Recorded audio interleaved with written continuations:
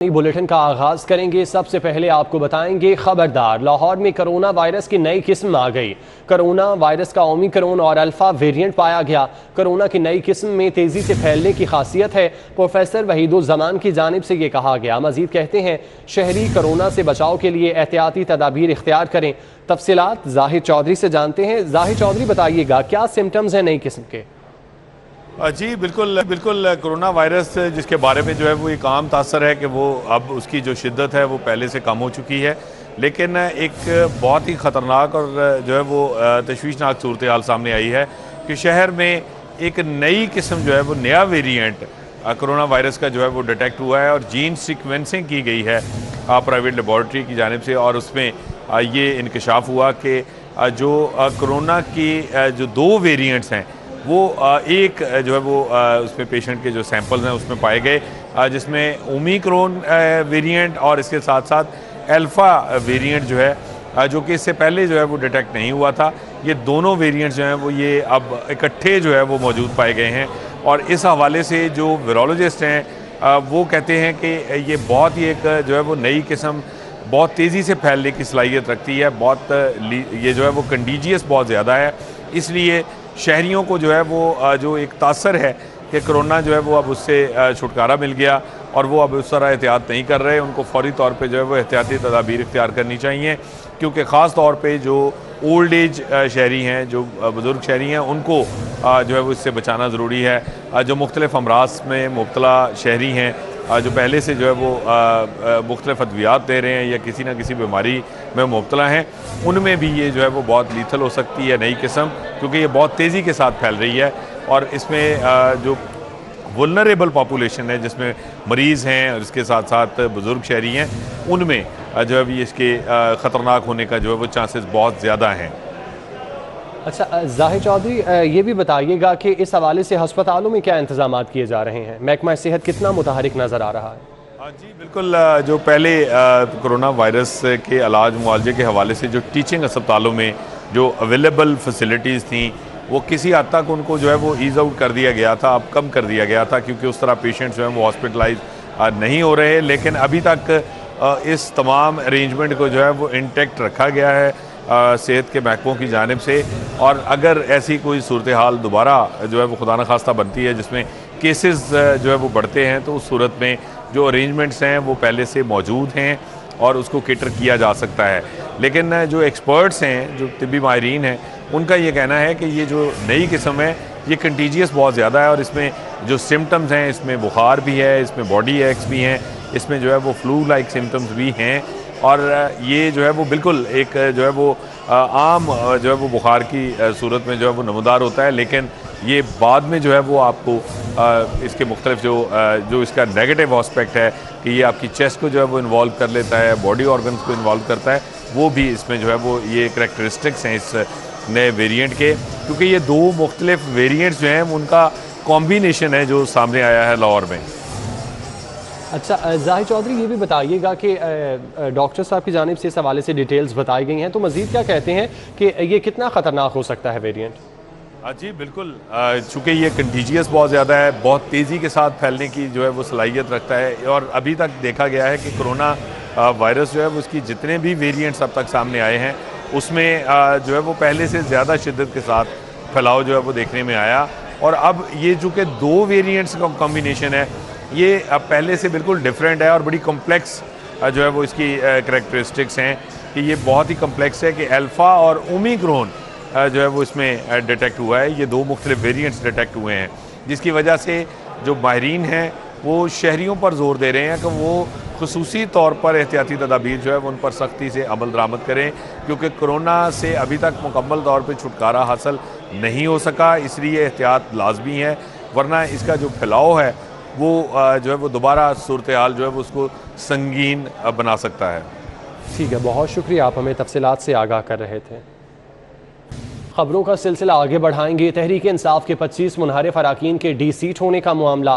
तहरीक इंसाफ के अराकीन के D seat होने के बावजूद पंजाब असम्बली में मुस्लिम लीग नून को सादा अक्सरियत हासिल है। मुनहरिफ अराकीन ने इलेक्शन कमीशन के फैसले के खिलाफ सुप्रीम कोर्ट से रुजू करने का फैसला कर लिया।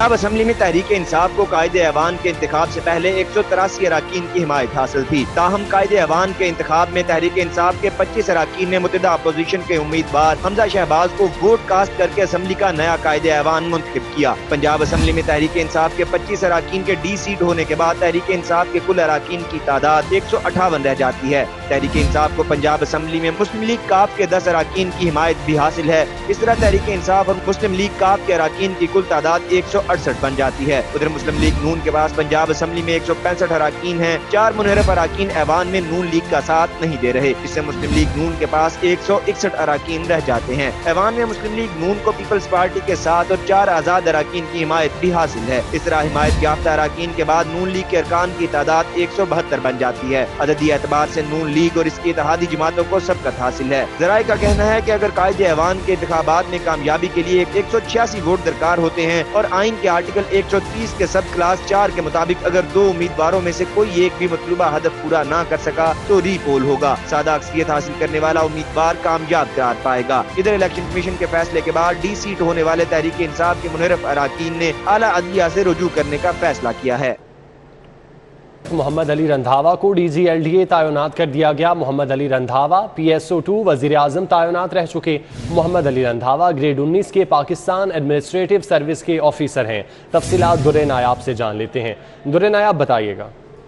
जी बिल्कुल, ग्रेड 19 के पाकिस्तान एडमिनिस्ट्रेटिव सर्विस के अफसर मोहम्मद अली रंधावा को DGLDA तैनात करने का बाकायदा नोटिफिकेशन जारी कर दिया गया है। गुज़िश्ता रोज पाकिस्तान एडमिनिस्ट्रेटिव सर्विस के अफसर की बाकायदा तौर पर खिदमात विभाग से पंजाब हुकूमत के सुपुर्द की गई थी और आज इनकी तैनाती का इम्कान था, जिस हवाले से कल भी सिटी फोटो ने खबर ब्रेक की थी।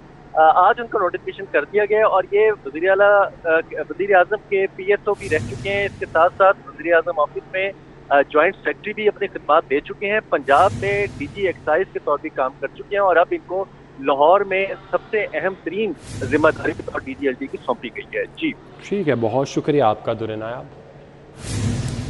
हुकूमत बदल गई, तब्दीली सरकार की जगह मखलूत सरकार ने ले ली, मगर महंगाई का तूफान ना रुक सका। दर्जा अव्वल और दर्जा दोम के घी की कीमत में 10 से 22 रुपए का इजाफा हो गया। शदीद महंगाई ने मुतवस्सत तबके की अक्सरियत को भी गुर्बत की लकीर के नीचे धकेल दिया। हुकूमत बदलने के बावजूद महंगाई के सुनामी की तबाहकारियां जारी हैं। महंगाई की ताज़ा लहर ने घी की कीमतों को हिट करके मजीद ऊंचा कर दिया। दर्जा अव्वल के घी का 1 किलो का पैकेट 500 रुपए का हो गया, जबकि 5 किलोग्राम के पैक की कीमत 110 रुपए बढ़ के 2550 रुपए हो गई। दिन ब दिन और कीमतें बढ़ी आ रही हैं। कीमत में तकरीबन घी की कीमत जो रेगुलर की चीज़ है हमारी इस्तेमाल की, उसकी कीमत में काफ़ी तकरीबन इजाफा हुआ है। ये हुकूमत आई है, ਅਸੀਂ ਕਿਹਾ ਸੀ ਕਿ ਪੁਰਾਣੀ हुकूमत रिलीफ देगी। ਹੁਣ ਜੇ ਆਏ ने ਹੁਣ 22 रुपए घ्यो कहते महंगा हो गया। दर्जा दोम के घी का 1 किलो का पैकेट 485 रुपए में मिलेगा, जबकि 12 किलो के घी की पेटी का रेट 120 रुपए बढ़ के 5784 रुपए का हो गया। घे छड़ के हर चीज़ ही बहुत महंगी हुई है ਤੇ ਸਾਡੇ ਜਿਹੜੇ ਹੁਕਮਰਾਨ ਨੇ ਉਹਨਾਂ ਨੂੰ ਚਾਹੀਦਾ ਵਾ ਵੀ ਗਰੀਬ ਆਦਮੀ ਤੇ ਕੋਈ ਨਜ਼ਰਸਾਨੀ ਕਰਨ। ਅਸੀਂ ਮਜ਼ਦੂਰੀ ਕਰ ਰਹੇ ਹੈਗੇ, ਰਿਕਸ਼ਾ ਚਲਾ ਰਹੇ ਹੈਗੇ ਆ, ਸਾਰੀ ਦਿਹਾੜੀ ਧੁੱਪੇ ਸਾਨੇ, ਘਿਓ ਮਹਿੰਗਾ ਹੋ ਰਿਹਾ, ਕੁਛ ਚੀਨੀ महंगी हो रही, कोई कंट्रोल नहीं हो रहा हैगा। शदीद महंगाई से शहरियों का कहना है कि मखलूस सरकार सियासी रस्साकशी से कुछ वक्त निकाले और आवाम की हालत जार पर तवज्जो दे। कैमरामैन साकिब मलिक के साथ Shahzad Khan Abdali, city 42। Anti corruption में बड़े पैमाने पर उखाड़ पिछाड़ की गई। एंटी करप्शन के साथ अफसरान को ओहदों से हटाकर हेडक्वार्टर रिपोर्ट करने का हुक्म दिया गया। एंटी करप्शन के 2 अफसरान की खिदमात पंजाब पुलिस के सुपुर्द कर दी गई। 2 साला रुखसत पर गए deputy director finance and accounts Mazhar Iqbal को वापस बुला लिया गया। Deputy director finance and accounts Mazhar Iqbal को फिलफौर हेडक्वार्टर रिपोर्ट का हुक्म दिया गया, जबकि assistant director vigilance Mujibur Rahman को भी हटा दिया गया। हेडक्वार्टर रिपोर्ट का हुक्म दिया गया। Assistant director legal Malik Naveed Tariq को भी हेडक्वार्टर रिपोर्ट करने का हुक्म दिया गया है। Assistant director investigation Sheikhupura Nazia Sindhu का तबादला हेडक्वार्टर रिपोर्ट का हुक्म दिया गया। मजीद तफसीलात रिजवान नकवी से जान लेते हैं। रिजवान बताइएगा। जी बिल्कुल, एंटी करप्शन में साबिक DG anti corruption Mohammad Gohar Nafees के इंतहाई करीब समझे जाने वाली टीम का मुकम्मल तौर पर तबादला कर दिया गया है। एंटी करप्शन के 7 अफसरों को ओहदों से हटाकर उन्हें हेडक्वार्टर रिपोर्ट करने का हुक्म दिया गया है, जबकि 2 की हिदमात पंजाब पुलिस के सुपुर्द कर दी गई हैं। 2 साला रुखसत पर गए हुए deputy director finance and accounts Mazhar Iqbal को फिलफौर हेडक्वार्टर रिपोर्ट करने का हुक्म दिया गया है। इसी तरह assistant director vigilance Mujibur Rahman को ओहदा से हटा दिया गया है और फिलफोर हेडक्वार्टर रिपोर्ट करने का हुक्म दिया गया है। इसी तरह assistant director investigation Sheikhpura Nazia Sandhu का तबादला करके उन्हें भी हेडक्वार्टर रिपोर्ट करने की हिदायत जारी की गई है। असिस्टेंट डायरेक्टर लाहौर रीजन बी आसमा अंजुम को भी हेडक्वार्टर क्लोज कर दिया गया है। इसी तरह एंटी करप्शन लाहौर रीजन ए के इंस्पेक्टर हेडक्वार्टर शाहिद शरीफ गुजर का तबादला करके उन्हें हेडक्वार्टर रिपोर्ट करने का हुक्म दिया गया है। इंस्पेक्टर थाना anti corruption headquarter Zaigham Khalil का तबादला करके उन्हें भी हेडक्वार्टर रिपोर्ट करने के फिलफोर अहकाम जारी कर दिए गए हैं। इसी तरह असिस्टेंट डायरेक्टर राना महमूदुल हसन और सर्कल ऑफिसर फैसलाबाद नासिर चट्ठा की हिदमात उनके पेरेंट डिपार्टमेंट पंजाब पुलिस के हवाले कर दी गई हैं। जी ठीक है रिजवान, आपका बहुत शुक्रिया, आप हमें तफसीलन आगाह कर रहे थे। IG पंजाब ने 2 अफसरान के तकर्रुर तबादले कर दिए। उस्मान हैदर DSP CIA सियालकोट तैनात, कैसर अमीन को DSP सिटी सियालकोट तैनात कर दिया गया। IG पंजाब ने 2 अफसरान के तकर्रुर तबादले किए। उस्मान हैदर DSP CIA सियालकोट तैनात कर दिए गए, जबकि कैसर अमीन को DSP सिटी सियालकोट तैनात किया गया है। मैट्रिक और इंटर की इम्तिहानी ड्यूटी में कम मुआवजा मिलने पर असातिज़ा ने ड्यूटियां देने से इनकार कर दिया। असातिज़ा ने यौमिया मुआवजा 1000 रुपये करने का मुतालबा किया है। बोर्ड्स के तहत इम्तिहानी ड्यूटी का मुआवजा कम मिलने पर सैकड़ों असातिज़ा ने ड्यूटियां देने से इनकार किया है। असातिज़ा के इनकार पर तालीमी बोर्ड्स को इम्तिहानी अमले की कमी का सामना है। असातिज़ा को डबल शिफ्ट में ड्यूटी देने पर 750 रुपये यौमिया मुआवजा दिया जाता है। असातिज़ा का कहना है कि टैक्स की कटौती के बाद मुआवजा 560 रुपये रह जाता है। मज़कूरा मुआवजे में से लंच और पेट्रोल के खर्च के बाद कुछ बचत नहीं होती। तालीमी बोर्ड महंगाई के दौर में इम्तिहानी अमले के मुआवजे को बढ़ाए। याद रहे कि ड्यूटियाँ देने से इनकार पर तालीमी बोर्ड ने महकमा तालीम को अमले की फराहमी के लिए दरखास्त कर रखी है। स्कूलों में दर्जा चहारों की सैकड़ों भर्तियां सियासी तौर पर सिफारिश और मेरिट के खिलाफ करने का इंकशाफ हुआ। वज़ीर आला ऑफिस की जानिब से क्लास 4 की भर्तियों की इंक्वायरी शुरू कर दी गई। एजुकेशन अथॉरिटी लाहौर से साबिक दौरे हुकूमत में होने वाली भर्तियों का तमाम रिकॉर्ड तलब कर लिया गया है। स्कूलों में दर्जा चहारम की भर्तियां किस बुनियाद पर और मेरिट के तहत की गई, इसका जवाब मांगा गया है। एजुकेशन अथॉरिटी लाहौर भर्तियों की तादाद समेत तमाम रिकॉर्ड 27 मई तक हर सूरत फराहम करेगी। याद रहे कि मेरिट के खिलाफ भर्तियों के हवाले से CM शिकायत सेल पर मुतादिद उम्मीदवारों की जानिब से शिकायत की गई थी। LDA सिटी मंसूबे में अहम पेशरफ्त हुई। जिना सेक्टर की लैंड एक्विजिशन के लिए 1 अरब 59 करोड़ 75 लाख रुपए की खती रकम जारी। चिनाब रोड की लैंड एक्विजिशन के लिए भी 32 करोड़ 27 लाख रुपए के फंड्स की मंजूरी दे दी गई।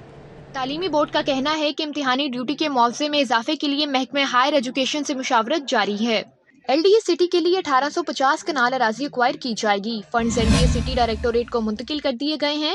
LDA सिटी को रिंग रोड से मिलाने वाली चनाब रोड की लैंड एक्विजिशन के लिए फंड्स की मंजूरी दी गई है। डिस्ट्रिक्ट प्राइस असेसमेंट कमेटी ने चनाब रोड की लैंड एक्विजिशन के मिनट साइन कर दिए हैं। DPSC के मिनट सतमी मंजूरी के लिए बोर्ड ऑफ रेवेन्यू को अरसाल किए गए हैं। LDA सिटी मंसूबे की सुस्त रफ्तार पर सुपरवाइजरी कमेटी ने एक्शन लिया था। जराये के मुताबिक नैब हुक्काम की जानिब से भी LDA सिटी मंसूबे की सुस्त रफ्तारी पर नोटिस लिया गया था। स्कूलों में बिजली की लोड शेडिंग की वजह से तालिब इल्म निढाल बच्चों ने जल्द छुट्टियों का मुतालबा कर दिया। गर्मी बढ़ने के बाइस तालिब इल्मों को स्कूल आने जाने में मुश्किलात का सामना है। कई घंटे की लोड शेडिंग के सबब स्टूडेंट्स निढाल हैं। इनके लिए पेपर देना भी मुश्किल हो गया है। तालिब इल्मों का कहना है कि गर्मी के बाइस स्कूल आना जाना मुश्किल है, छुट्टियाँ जल्द की जाएं।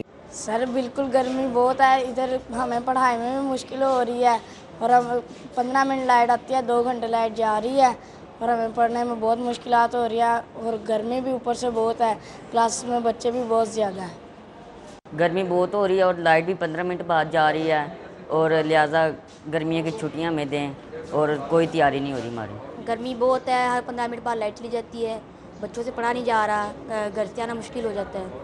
सो हमारी ये रिक्वेस्ट है कि ना छुट्टियाँ दे दें। उस्ताज़ा का कहना है कि बच्चों का गर्मियों से बहुत बुरा हाल है। हुकूमत को अब छुट्टियों के हवाले से हतमी फैसला कर लेना चाहिए। स्कूल के हालात देखें तो हमें बच्चे छोटे हैं और गर्मी बहुत ज़्यादा होती है। पानी अगर लाइट जाती है तो रेटिकुलर काम नहीं करते, पानी ठंडा पीने के लिए अवेलेबल नहीं होता, तो इसमें बच्चे बेहोश हो रहे होते हैं, उनकी तबीयत जो है वो ख़राब हो रही होती है। बच्चे जो है गर्मी से निढाल हुए बैठे हैं।